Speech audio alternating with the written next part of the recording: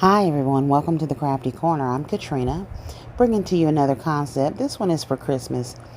I used the potpourri that I got from Dollar Tree in the red, and I'm also going to do this in the other blue color as well, and green. I used the stickers from the Paper Studio pack to decorate the glass decanters, and I got the glass decanters from Aldi's. Alright, and this is the glass decanter. It comes with a cork top. So after filling those and putting the decals on there, I thought this turned out beautifully.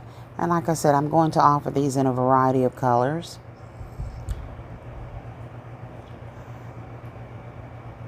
And then I topped it with the burlap and red glitter bow, just to make it more festive and to make it stand out a little bit.